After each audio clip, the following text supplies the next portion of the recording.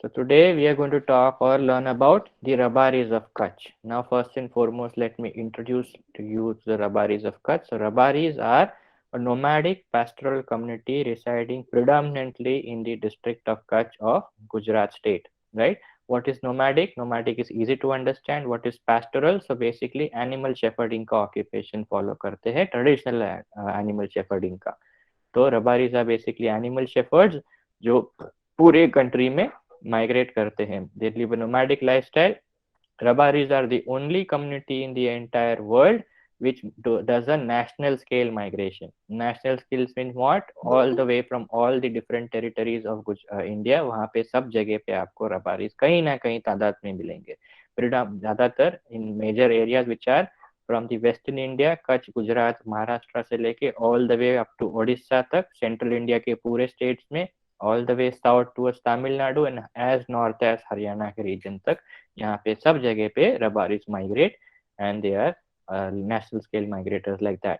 But apart from that, they have a lot of their culture and their society is very very beautiful to learn and understand. तो उनके अलग अलग parameters आज हम देखेंगे. This is again an ethnographic perspective that I will be presenting to you. Ethnography के एक case study हमने ऑलरेडी देखी which was Pithora of the Rathwa. तो राठवा सोसाइटी का एक एलिमेंट विच वाज आर्ट और उसके कितने सारे अलग रिलेशन है उनके कल्चर एंड सोसाइटी के साथ, वो हमने स्टडी किए थे.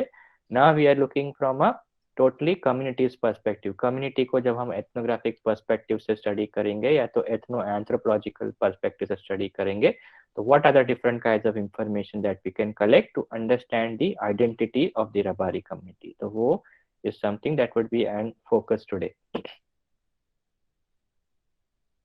So the first and foremost, what is the first step that we can take? We need to understand or learn how did the Rabaris come into this world? How did the Rabaris get existence in this world? वो इस दुनिया में कैसे आए, वहाँ से शुरुआत करेंगे. The very first step. So the story is, according to the elders of the Rabari community and the Rabari people, that one day Parvati ji and Shiv ji were sitting near Mansarovar lake and they were having a normal discussion. एक chat कर रहे थे, बातचीत कर रहे थे. But Shiv ji could see Parvati ji का attention is नहीं है उनकी बातों पे. She is getting distracted. उनका बार बार किसी और चीज पे है एंड her expressions are not as suitable as he was expecting. तो शिव जी आज पार्वती जी के क्या हुआ, आप क्यों चिंतित लग रहे हो, why are you so sad, what is the problem in front of you, tell me that problem and if possible, if it is in my power, I will ensure that that problem is solved so that you become happy. तो Parvati ji tells him, this world और this दुनिया जो हमने बनाई है, it is so huge, so vast, so last and such diversity उसमें है, but there is nobody apart from us and the people around us. जो भी हमारे आसपास है उतने ही लोग हैं, पूरी दुनिया खाली है और वो सब्जेक्ट मुझे हमेशा चिंतित करती है. I feel sad when I think about it. So what can we do और what can you do for this. Shiv ji कहते हैं बहुत ही आसान चीज है, आप आपके हाथ के पसीने का मैल लीजिए, उस पसीने के मैल से एक पुतला बनाइए, उस पुतले को मैं जान दे दूंगा और वो बनेगा हमारा पहला इंसान.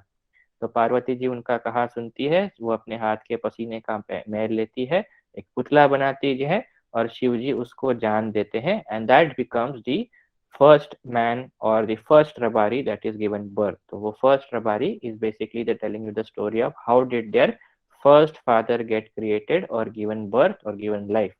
तो उस पहले रबारी का नाम होता है सांभड़ रबारी. सांभड़ नाम से उसका नामकरण होता है, पार्वती जी उन्हें सांभड़ रबारी कहती है. So these are there are lot of photographs that I've put into it. Some are very random, some are related.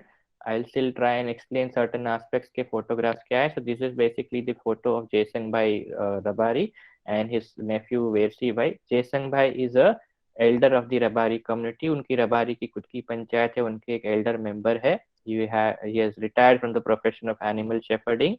He practiced it for almost 25 plus years and he has migrated almost all over the country as far as Odisha, Tamil Nadu, Maharashtra, Gujarat, Rajasthan, MP, Jharkhand, Chhattisgarh, सब जगह उन्होंने travel किया. उनके सारे बच्चे have been born in the jungles of Chhattisgarh. His wife also migrated with them. His children also migrated with them. He is a multilingual individual. He speaks equally good Odia, equally good Kannada. Marathi भी उतनी अच्छी बोलते हैं, गुजराती के and Gujarati के variations भी बहुत अच्छे से बोलते हैं. हिंदी भी बहुत फ्लुएंट बोलते हैं, and he also learns speaks and understands English also very well. He represents the community on many international platforms, certain like the World Pastoral Network, where people can come together and understand the pastoral traditions of various countries. So he goes to international platforms and he speaks about the traditions of pastoral knowledge that the Rabari community has and the traditions of various other pastoral communities in the country. So nationally जाके national अपने tradition के बारे में बात करते हैं। वेरसी भाई also has retired from the profession of animal husbandry. Nowadays, he sells and buys cows and buffaloes, and is a very expert in identifying and learning about cows and buffaloes and their health and which is a good animal to sell, which animal to buy. So this is about these two gentlemen. Then Sambad Rabari का जन्म हो गया, वो हमने सुना। सांबड़ रबारी के पास अभी करने के लिए कुछ नहीं है, तो there are couple of variations in this society, in this aspect of the society. The first was Parvati ji felt there was nobody else in the world, तो सांबड़ रबारी का जन्म हुआ। द सेकंड वर्जन इज के Parvati ji and Shiv ji had a lot of animals including camels, buffaloes, cows, sheep, goats, तो उनके लिए कोई they wanted somebody to take care of the animals, इसलिए सांबड़ रबारी को जन्म दिया गया। Now that is a different version of that story, but now let us come to the different aspect of that story. Sambal Rabari ka janam ho gaya for whatever reason, but Sambal Rabari is now here, but he does not have any work to do or any occupation, any profession, any identity with he can follow his life. So what does Shivji and Parvati ji do? They discuss this, and Shivji creates the first camel or gives the life to the first camel. But there's a change in the story. The camel that was born back then, जो पहला camel जो शिवजी ने और पार्वती जी ने बनाया, उनके उनके 5 पैर थे, 5-legged camel he was. So this camel was given to Sambal Rabari so that he can learn grazing, animal husbandry वो सीख सकते हैं, and basically he can create an occupation and a profession out of it. But every day Sambad Rabari जो ऊंट को लेके जाता, हर दिन वो उसके 5 पैर आपस में टकराते। He was not balanced enough so that he could walk properly. Every day that बेचारा camel used to get hurt, used to get injured, used to get scratches, उसको लगता every day is to get hurt, which was something that सांबड़ Rabari could not tolerate और could not digest. उनको बुरा लगता हर बार कि ये बेचारा हर बार गिरता है, मैं उसे भले पहाड़ों पे लेके जाऊं, जंगल में लेके जाऊं, पानी के पास लेके जाऊं, स्नो में लेके जाऊं, कहीं भी लेके जाऊं, हमेशा बेचारा गिरता है और उसको कुछ ना कुछ लगता है अब मुझसे ये देखा नहीं जा रहा है। तो ही सांबड़ रबारी डिसाइड्स कि वो शिव जी के पास जाके इसका सॉल्यूशन मांगेंगे। तो शिव जी के पास सांबड़ रबारी आता है और उन्हें पूरी कथा कहता है कि आपने जो ऊंट बनाया वो बेचारा हमेशा रोज गिरता है, उसके 5 पैर आपस में टकराते रहते, गिरता रहता है, लगता रहता है, and I can not tolerate any more, so solve this problem for it. So Shivji says that this is another very simple solution for this entire thing. So what Shivji does is he pushes that 5th leg upwards, and that is how the camel gets the its hump. तो hump कैसे create हुआ इस story में हम वो समझ रहे from the perspective of the Rabari community, right?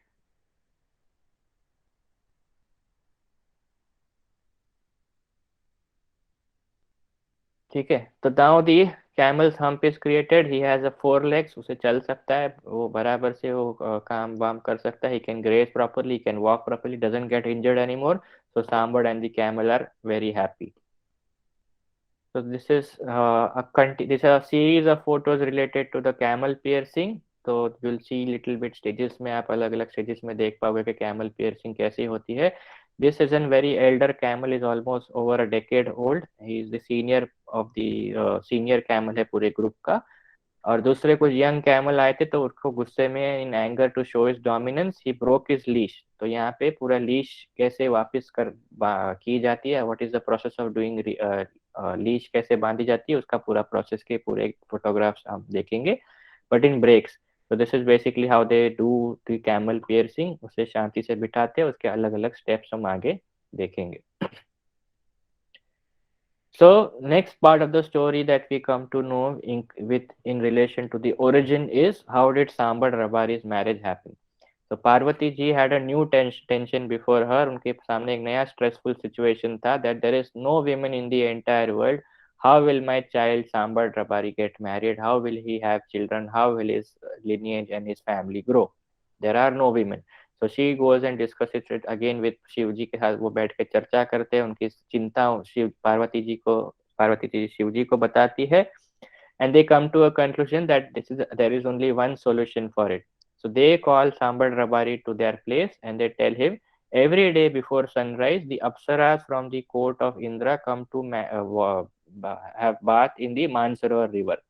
So go and hide yourself in the before their arrival. अपने आप को जाके कहीं वहां पे छुपा लो और किसी भी एक अप्सरा के कपड़े चोरी करके हमारे पास भाग कर आ जाना, पर ध्यान रखना कि वो तुम्हें रास्ते में पकड़े नहीं। अगर वो तुम्हें पकड़ेंगे they might harm you, even it might be very painful event that if you get caught. So ensure that you do not get caught and ensure that you run directly or come directly to us, nowhere else. तो सांबड़ रबारी उनकी आज्ञा मानता है और सुबह सुबह अप्सराओं के आने के पहले मानसरोवर के लेक के पास जाके एक जगह चुप जाता है। वो देखता है सारी अप्सरा आई, they remove their clothes on the shore and they go into the lake to take bath. But Sambad Rabari is very very apprehensive, nervous है वो, इस सिचुएशन में थोड़ा डरा हुआ भी है और उस सिचुएशन में एक के कपड़े चुराने के बजाय वो सभी के कपड़े चुरा के भाग जाता है और वो भाग के पार्वती जी के पास आता है, पकड़ा नहीं जाता है। Now the apsaras feel very embarrassed, it is an insult on their honour because उनके कपड़े किसी ने चुरा लिए हैं और उन्हें बिना कपड़े के पूरे रास्ते पार्वती जी के घर तक आना पड़ा और वहां उनके सामने भी इसी अवस्था में खड़ा रहना पड़ा to demand justice for the actions that were done by her child on them. तो दे डिमांड के अभी आप पार्वती जी आप इनकी माता हो, आपका ड्यूटी है कि हमें जस्टिस दिलाइए और ये सोल्यूशन करिए। Either you give him to us so that we can punish him और either you suggest something that is the best solution for this entire fiasco that happened.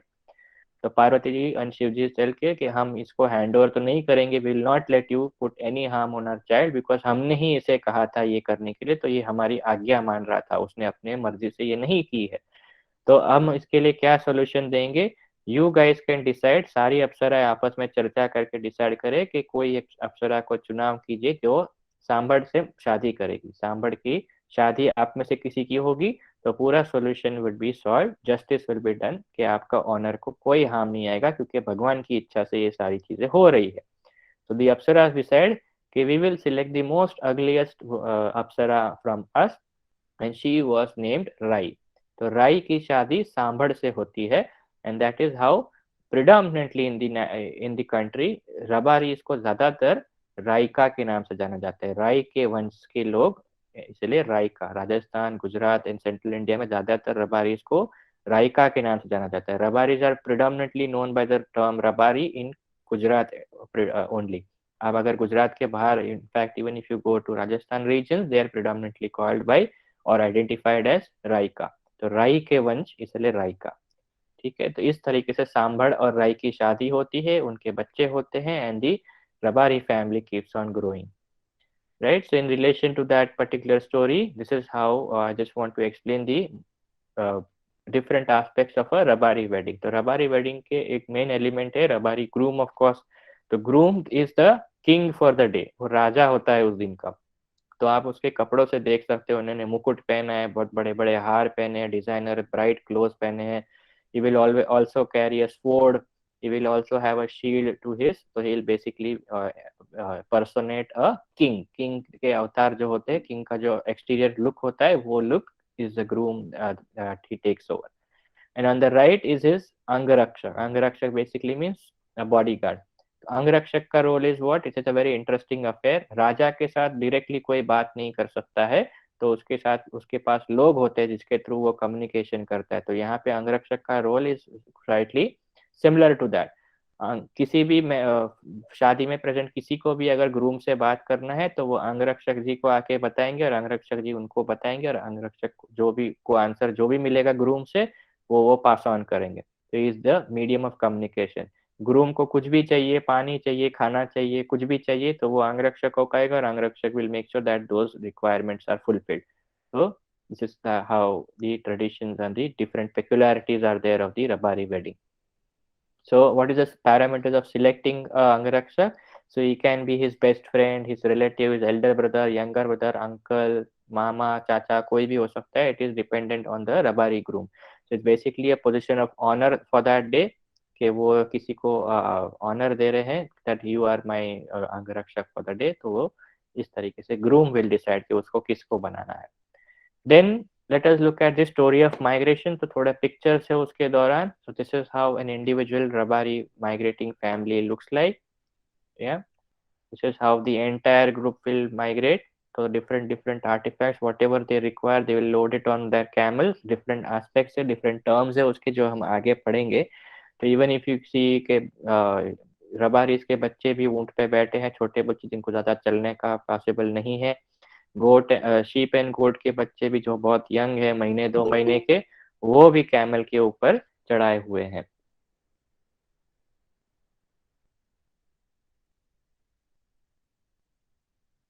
Okay, so this is how they do migration when you are in different regions. Like this was just on the borders between Kutch and Gujarat के districts के, जूनागढ़ की district के अंदर enter करने का एक location है, very close to the white run. तो white run के just borders पे हम यहाँ पे इस region में है. This is in the bunny grasslands. If possible, remind me, तो मैं bunny grasslands के बारे में भी कुछ stories add on करूँगा. Bunny grassland जो है, it is one of the largest grasslands in the Asian continent and one of the very peculiar geographical regions which is found in the western India. तो रबारीज यहाँ पे बहुत large scale migration, यहाँ पे बहुत ज़्यादा माइग्रेशन होता है. Not just Rabaris, lot of different buffalo keeping and camel keeping और other communities also prefer to migrate in the bunny grasslands. This is how they install their own campsites. तो कैसे पूरा कैमल से उतार के इंस्टॉल करते हैं, जो जो चीज़ें उनको ज़रूरत की है वो इस तरीके से फैमिलीज अपने घर सजाते हैं, तो सेटअप करते हैं. So, what is the story of the migration? तो first and foremost that we need to understand is कि स्टोरी जो हमने क्रिएशन स्टोरी सुनी, शादी की स्टोरी सुनी, सब में एक कॉमन एलिमेंट क्या है कि रबारीज का उस अस्तित्व कहाँ हुआ, तो हिमाचल में हुआ, मानसरोवर लेक कैलाश के पास हुआ. राइट. तो स्टोरी में फर्स्ट जोग्राफिकल लोकेशन का मेंशन क्या है, तो हिमालयस का मेंशन है. But today in the contemporary world, where do we find the rubber in large scale? So in the region or the district of Kutch in Gujarat state. So what is the journey from Himachal to arrival in Kutch? ये पूरी उसके बारे में हम थोड़ा समझेंगे. So one day after the lineage and the family of Rabari, Sambhad and Rai was started to grow, Shivji and Parvati decided that now it is time that they seek their own independence. वो अपने humanity के साथ जाके रह सकते हैं. Now their time with us is over. So they pass on whatever riches and resources that the Rabaris will require throughout that journey. They are given various types of animals, cows, sheep, buffaloes, goats, sheep, सब जितने animals वो दे सकते थे उन्होंने दिए, riches दिए जो भी उनको ज़रूरत पड़ेगी, knowledge दिया, knowledge about animal husbandry, पशुपालन कैसे करना है उनका knowledge दिया, और उन्हें वहाँ से रवाना किया, go out into the world and live your lives. So वहाँ से रबारी का first group, the major large scale group, started their migration and came southwards and decided to stay for a while in the regions of Punjab and Haryana. And one section of that group decided to make Punjab and Haryana का region their permanent location, कि हम यहीं रह के हम हमारा traditional occupation follow करेंगे. And the majority of the rest of the group migrated further southwards towards Mathura. जो पंजाब एंड हरियाणा में रुके हुए, या तो जिन्होंने स्थान अपना पंजाब एंड हरियाणा सिलेक्ट किया, वहां पे पंजाब एंड हरियाणा में रबारी का जो ग्रुप रहा उन्हें पाल नाम से जाना जाता है. So you get a third name now, Raika, Rabari and Pal. तो पंजाब एंड हरियाणा में रुके हुए मालधारी जो है, जो रबारी फैमिली के ग्रुप है, उन्हें पाल नाम से. मथुरा में आके बाकी का बड़ा ग्रुप मथुरा तक आया. मथुरा में उस समय भगवान श्री कृष्ण का राज चल रहा था. भगवान श्री कृष्ण आपको सबको पता ही है कि खुद ग्वाला थे. So he is also animal shepherd, cow keeper थे, काउ लवर थे. Right. So he already has the understanding of the tradition of animal keeping, animal husbandry, and the significance and the importance of it. So Rabaris also feel very comfortable in this region under Lord Krishna. They decide okay, we will stay here with Krishna as long as possible. The region geographically is also very suitable. There's good fodder for everybody. There's good supply of water. There's a king who understands us very well. तो हम यहाँ पे ही रुकेंगे. So that entire group decides to make Mathura their home as long as Krishna is here. So when Krishna decides that now I have made a new land, a new kingdom in Dwarka, all my people will come to Dwarka, including all the Yadavas, and whoever who wants to come with me can come with me to Dwarka. तो सारे रबारी भी श्री कृष्ण जी के साथ द्वारका की तरफ प्रस्थान करते हैं. और द्वारका में कुछ लोग रुकते हैं, कुछ लोग गुज्जर प्रदेश में रुकते हैं. यहाँ पे मैं जानबूझकर गुज्जर प्रदेश लिख रहा हूँ बिकॉज रबारी की स्टोरी में वो गुज्जर प्रदेश ही कहते हैं। Basically this is the state of Gujarat that we are talking about. तो गुज्जर डायनेस्टी यहाँ पे थी, जिससे नाम गुजरात स्टेट को गुजरात नाम कहाँ से मिलता है, तो गुज्जर डायनेस्टी से। तो गुज्जर प्रदेश में आके रुकते हैं, कुछ द्वारका रुकते हैं, कुछ गुज्जर प्रदेश में जाके अलग अलग स्थान में जाके रुकते हैं। Some section of the group goes beyond Dwarka and Gujjar Pradesh and goes and resides in the regions of Sindh and Rajasthan, right? So Sindh and Rajasthan में जो रुके हुए ग्रुप है वो finally are the people who come to Kutch, but there's a different story associated how they exactly came to Kutch.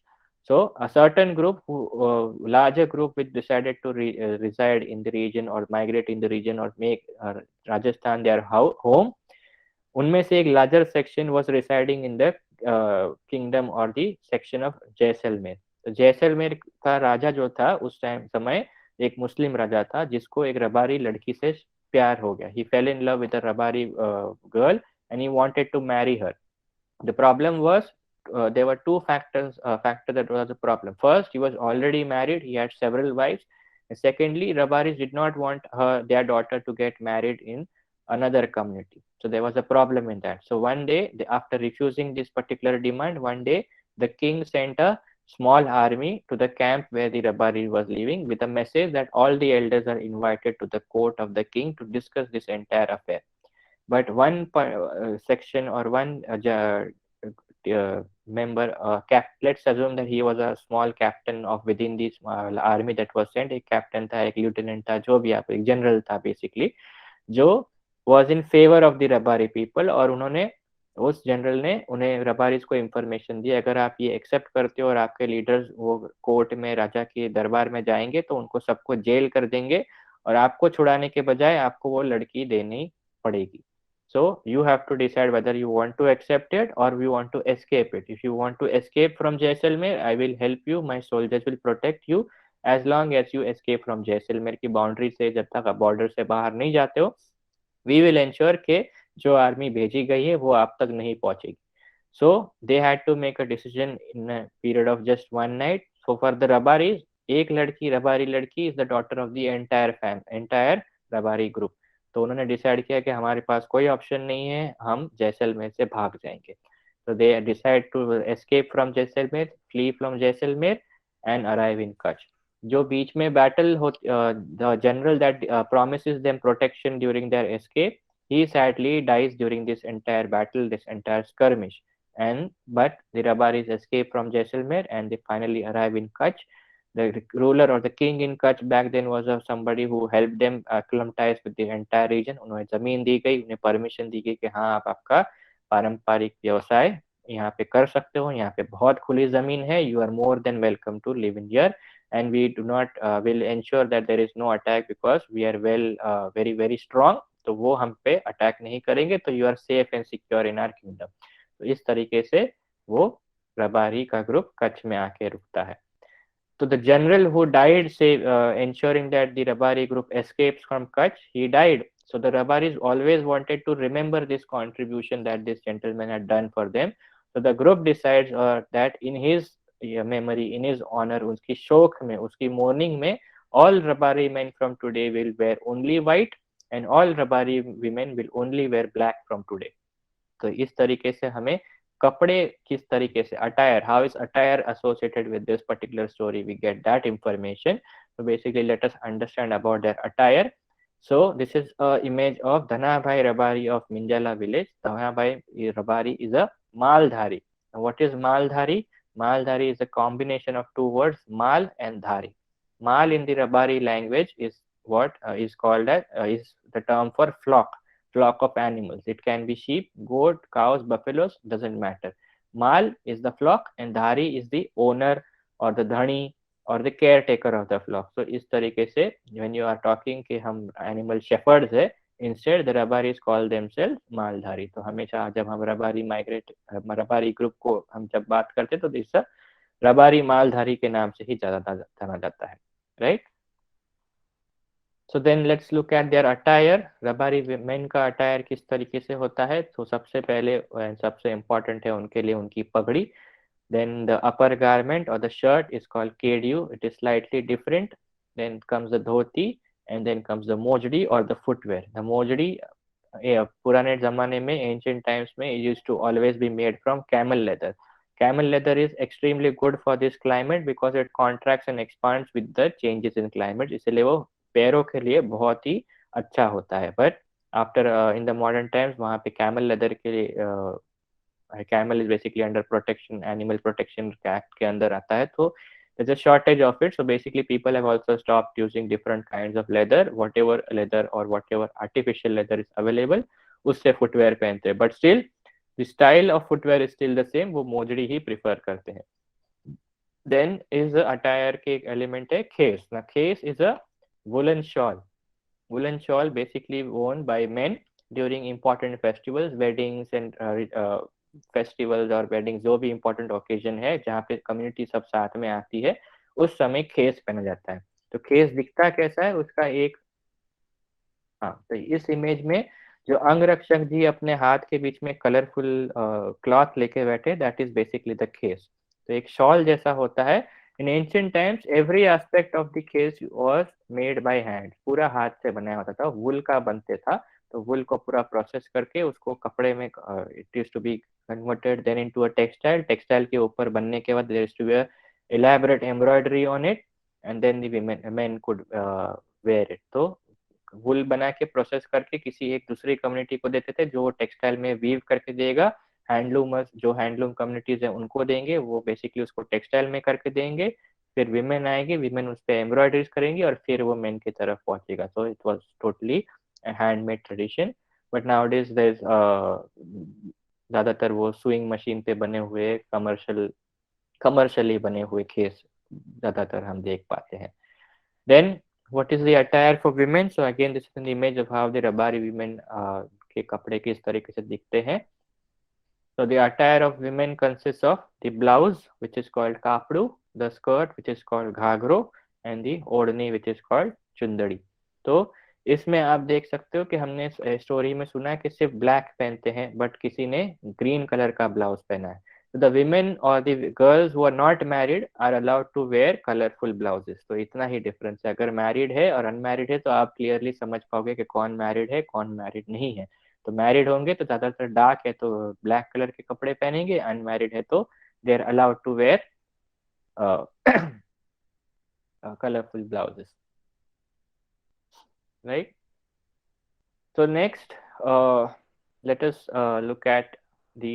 I just wanted to say something, but I forgot. Okay, so if I remember, I'll come back to it. Okay, so now we need to move a little more, but more specific. Now we look at the stories related to the origin of a village. Now even villages have an origin story कि एक गांव बसता कैसे, right? तो सबसे बड़ा गांव कौन सा है रबारी का, सबसे ज्यादा कहाँ रबारी सबसे ज्यादा रहते हैं. तो even if you look at the census reports, Mindiala village, which is close to the Anjar town in Kutch, is the largest Rabari village in the entire country, right?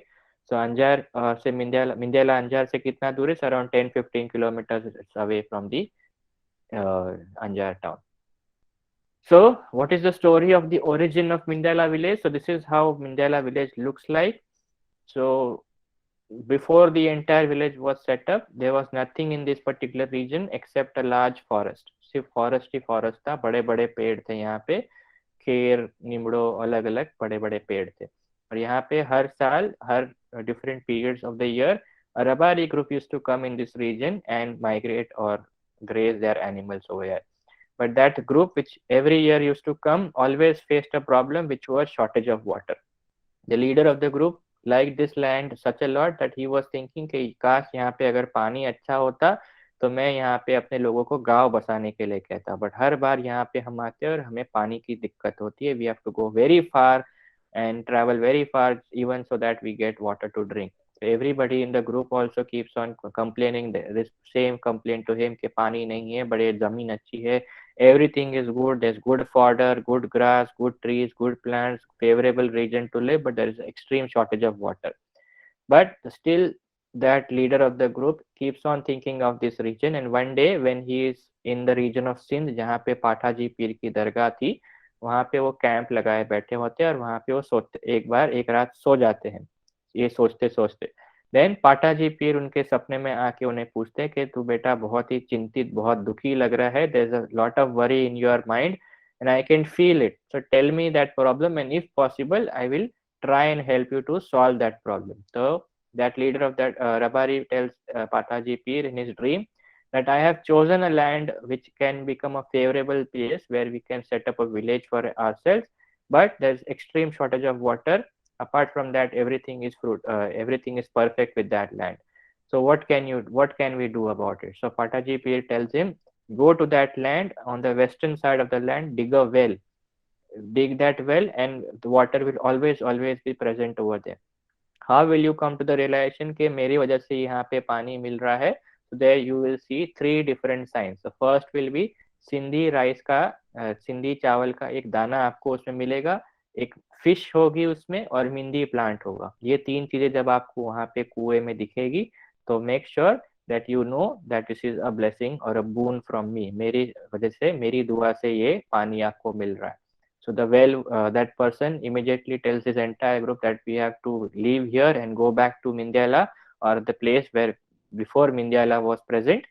तो वहाँ पे आते हैं, जहाँ पे कही गई है वहाँ पे कुआं खोदते हैं, and they get the water, they get the different science. Sindhi rice grain मिलता है, फिश मिलती है, और मिंदी प्लांट भी मिलता है, and they have water for that well forever. सो अभी भी आप अगर कच्छ में कभी भी जाओ, even as severe as drought that might be in Kutch in that particular year, the Mindyala well is always filled with water. हमेशा यहाँ पे पानी होता है. Despite the fact that the village has now several bore wells, several people have dug bore wells in this region, even water pipelines from the government resources are available to here.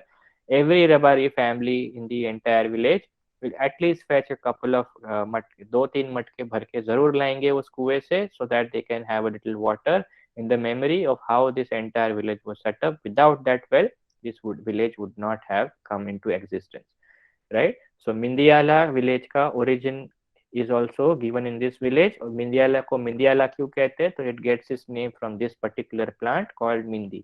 तो mindi is a very multi-purpose, multi-functionary plant. उसके जो yellow flowers और leaves देख रहे हैं, उससे आप सब्जी बना सकते हो. It has several different types of medicinal uses.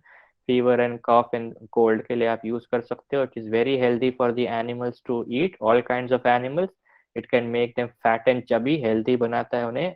And they are content and the quality of the milk also improves very significantly. It is a small bush, ये तो shrub जैसा कुछ एक ये plant है with several different यूजेस. तो इस तरीके से मिंदियाला का नाम किस तरीके से पड़ा, पूरी स्टोरी उसकी थी. ये पाटाजी पीर की जो दरगाह, अपने पहले इमेज में you are seeing the sun setting, तो वहां पे आप एक टेकड़ी के ऊपर एक मंदिर देख रहे हो. वो पाटाजी पीर की दरगाह है जो रबारियों ने उनकी याद में और इनकी ऑनर में बनाई है. उसका ये इंटरनल व्यू है यहाँ पे. तो यहाँ पे बहुत अलग अलग प्रसंगों पे अलग अलग समय पूजा पाठ होती है, डिफरेंट फेस्टिवल्स पे, important festivals like even in Janmashtami के फेस्टिवल में हो, नवरात्रि के फेस्टिवल में हो, होली में हो, यहाँ पे भी पूजाएं अलग अलग समय होती है. Its entire village affair, not an individual affair. तो यहाँ पे अलग अलग समय पूजाएं होती है. So now let us look at or study or learn how the Rabari society is set up, right? So this is slightly complicated. I am sure कि थोड़ा confusion होगा, अगर है तो पूछिएगा तो मैं उसको क्लैरिफाई कर दूँ. मुझे भी ये पूरा समझने के लिए थोड़ा समय लगा था, बहुत बड़ा समय लगा था इनफैक्ट. तो थोड़ा सा ये ध्यान से सुनिएगा. तो सोशल स्ट्रक्चर को हम फर्स्ट एंड फॉरमोस्ट समझना चाहते हैं. The social structure is totally explained in one particular term which is called Vihottir. Now Vihottir is combination of three numbers, or how the numbers are pronounced. So V means 20, Ho means 100, and Ter means 13. So the Vihottir term is basically telling you what? That under the Rabari society or the Rabari community is divided into 133 clans or 133 shak or branches. So there can be different branches, different clans है उसके अंदर. शाक and clan, शाक and अटक are similar, synonyms है basically. Certain locations में उसे शाक कहा जाता है, सर्टेन लोकेशंस में उसको अटक कहा जाता है. So these are basically talking about we have 133 different branches or clans within our society. What are the different types of attacks in the society? तो करोत्रा, भार, खाम्बलिया और ऐसे 130 डिफरेंट टाइप्स के हैं। तो this are basically clans. Now clan के बाद comes a lineage structure of the society. Now lineage is called फड़ियू in the Rabari society. फड़ियू basically means seed से आता है। तो lineage is basically a patrilineal exogamous society का structure के father के नाम से lineage create हो रहा है। तो यहाँ पे जो सब क्लैंस हम देख रहे हैं, lineage system जो हम देख रहे हैं, उसको कहा जाता है, जो रबारी कैसे आइडेंटिफाई करते हैं अपने फड़ियू को, तो धनानी, सुजानी, रामाणी, काणानी। तो ये बेसिकली क्या कह रहे हैं, धना की, ऑफ धना, धनानी, तो धनानी मीन्स ऑफ, तो धनानी, सुजा की क्लैन, तो सुजा की लिनिएज, रमा की लिनिएज, कणा की लिनिएज, पैठा की lineage and so on and so forth. तो एक कम्युनिटी का, तो एक फड़ियू का कोई एंसेस्टर ऐसा जिसकी मेमोरी में, जिसकी ऑनर में लिनिएज क्रिएट होता है। lineage or fadyu is something which is constantly always evolving, constantly always changing. So if in certain fadyu somebody does some good work, एक कोई ऐसा कोई लीडर है, तो कोई एल्डर है ऐसा जिन्होंने कुछ अच्छा काम किया है उस फड़ियू के लिए, तो उनकी मेमोरी में एक नया फड़ियू बन सकता है। तो let us take an example के भूरा भाई ने अपने सुजानी फड़ियू के लिए कुछ अच्छा काम किया, तो उनकी मेमोरी में कुछ सुजानी वास फड़ियू के लोग चाहते हैं कि एक नया फड़ियू बने उनकी याद में। तो there can become a new bifurcation under the Sujani lineage system. तो नवा सुजानी और जूना सुजानी इस तरीके से होंगे। जो भूरा भाई की याद में नया फड़ियू बनाएंगे तो उन्हें वो नया सुजानी कहेंगे या तो नवा सुजानी कहेंगे। जो लोग चाहते हैं कि जैसा था वैसा ठीक है हमारे लिए, तो वो बनेंगे जूना सुजानी और ओल्ड सुजानी सब क्लैन। तो इस तरीके से lineage system is constantly evolving. Then in relation to the structure of the village, now village के अंदर अलग अलग फड़ी और अटक किस तरीके से होते हैं वो देखते हैं। तो स्पेसिफिकली दिस इज अबाउट फड़ियू। तो फड़ियू का सिस्टम क्या है, तो उसे वास कहते हैं। तो एक फड़ियू कौन से वास में रहता है, वास बेसिकली मीन्स नेबरहुड। तो धनानी का वास कहाँ है, सुजानी का वास कहाँ है। आपको अगर मिंदेला विलेज में भूरा भाई सुजानी को मिलना है, तो आप किसी को भी पूछोगे तो वो कहेगा टाउन सेंटर में जाइए। टाउन सेंटर में जब आप लेफ्ट जाएंगे आपको कृष्णा जी का मंदिर दिखेगा, कृष्णा जी के मंदिर से राइट लीजिए, वहां पे एक बड़ी गली आएगी। बड़ी गली के एंड पे जब ऐसे पहुंचेंगे एक छोटा सा काउशेड आएगा, बफेलोज बहुत सारी दिखेगी, और बफेलो के बाद जितने भी घर है सारे के सारे सुजानी वास के हैं। तो इस तरीके से you can understand little bit about what their village structure और डेमोग्राफी इज सिस्टमाइज लाइक, किस तरीके से वो सेटअप करते हैं। तो there are different locations in the village और नेबरहुड बेसिकली, जहाँ पे सिर्फ धनानी वास के लोग रहेंगे, सुजानी वास के लोग रहेंगे and so on and so forth. तो ये पूरा structure is related to lineage, right.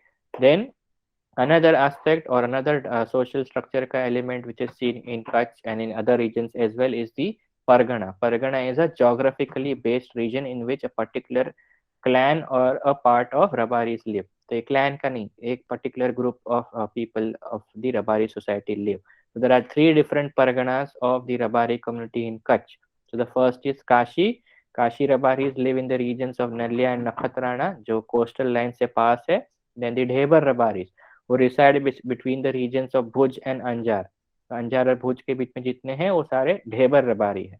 और फिर जो बचाव तालुका के रीजन में रहने वाले रबारी हैं उन्हें वाघड़िया रबारी के नाम से जाना जाता है। तो Kashi Rabari, Dhebar Rabari and Vaghadiya Rabari are the parganas of Rabari that we find in Kutch. But every term, every pargana has a meaning behind it. Kashi का कुछ अर्थ होता है, ढेबर का कुछ अर्थ है, वाघड़िया का भी कुछ अर्थ है। तो Kashi Rabari is basically people who reside in the regions of Naliya and Nakhatrana. But Kashi Rabari को काशी रबारी क्यों कहते हैं, क्योंकि वो काश में रह गए। Now the closest explanation that I can provide you is कि वो पीछे रह गए या तो वो वहां रह गए। So there is a gesture, वो काश में रह गए, इस तरीके से they usually show you how what they mean by Kashi. तो वो पीछे रह गए या तो वहां रह गए। There can be different connotations of the gesture including what they explain. तो Kashi Rabari rather than identifying or associating themselves much more with the Thebers and the Waghadia Rabaris, उनका ज्यादा inclination is towards the Raika community of Rajasthan. तो राजस्थान की जो रायका समाज है उनसे ज्यादा उनका रिलेशन, उनको क्लोजनेस, प्रॉक्सिमिटी लगता है। Then comes the Dhebar Rabari. Dhebar Rabari को ढेबर रबारी क्यों कहते हैं? Dhebar is actually the name for the rotla that they consume. एक फूड का आइटम है जो अपनी भाकरी होती है, बड़ा रोटला जिसे कहते हैं, बड़ी भाकरी, उसको ढेबर रबारी, रबारी के कम्युनिटी में ढेबर कहा जाता है। इट कैन बी वीट का हो, कि गेहूं, बाजरे का हो, किसी का भी हो, तो ढेबर कहा जाता है। तो ढेबर रबारी को ढेबर क्यों कहते हैं? Because they are very hospitable people. अतिथि देवो भव में मानते हैं। आपके घर में कोई भी मेहमान आया हो, आप उसे जानते हो ना जानते हो, उसे बिना खाना खिलाए नहीं भेजना चाहिए। That is their principle. अपने पूरा घर भूखा रहेगा, बट आपके गेस्ट को हमेशा खाना खिला के भेजिए। इसलिए उन्हें ढेबर रबारी के नाम से जाना जाता है। सो वाघड़िया रबारी को वाघड़िया रबारी क्यों कहते हैं? वो वागड़ रीजन में रहते हैं। Vagad is also the name of a deity. Amba Mata के से रिलेशन रखती है वो DT.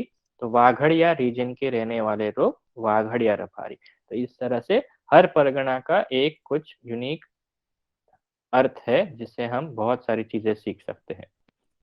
So, if you talk to or ask anybody, any Rabari, what is their name? So, usually, very commonly, they will tell you their entire name. So, how will Bura Bhai tell you his name? So, he will tell you, my name is Rabari. Then, what is Rabari? Basically, my community, Bura Bhai, which is my first name. Then, Sujani, which is my Fadiyu. And Karotra, which is my Atak. So, he'll give you his entire social structure आपका रबारी का, एक रबारी के पूरे नाम में. If you look at his full name, you can clearly identify के सुजानी करोत्रा क्या है, सुजानी क्या है, रबारी क्या है। ठीक है? तो सुजानी करोत्रा, जब मिंदयाला में सबसे ज्यादातर हम करोत्रा अटक के लोग पाते हैं। एक ही अटक में शादी नहीं होती है। करोत्रा करोत्रा में शादी नहीं करते। करोत्रा बाहर खाम्बलिया दूसरे अटक में शादी कर सकते हैं। तो both clan and lineage are looked very precisely when marriage is something that is being discussed। तो शादी के समय ये पूरा देखते हैं। एक ही अटक में शादी नहीं कर सकते। What how can we study little kinship, और किनशिप कैसे हम स्टडी कर सकते हैं? तो इफ यू आस्क भूरा भाई आपके फ्रेंड कौन है, हु आर योर फ्रेंड, और who is your best friend, so he will always give you a name of so and so Pethani is my best friend, और so and so Dhanani is my best friend, so and so Kanani is my best friend. His friends will not be part of his फड़यू। उसके फड़यू के सारे लोग are his brothers and sisters. दूसरे फड़यू के लोग माइट बी हिज फ्रेंड्स। तो अगर उनकी आपको सोशल स्ट्रक्चर है तो फैमिली रिलेशंस देखनी है, तो सुजानी पूरा एक फैमिली है, पर वो हमेशा किसी और लिनिएज को हमेशा अपने फ्रेंड्स के इसमें नाम लेंगे। अपने फड़ियों में कोई फ्रेंड्स नहीं है, उसके सारे रिलेटिव्स हैं। राइट? तो थोड़ा हम इस तरीके से किनशिप भी यहाँ पे स्टडी कर सकते हैं। So moving on, this is just to showcase you the variations of how different parganas look like. I do not have a picture of a Vagadia Rabari with me. This is how Dhebar Rabari people look like. थोड़ा सा ध्यान से देखेंगे तो आपको variations दिखेंगे इस पूरे सीरीज में।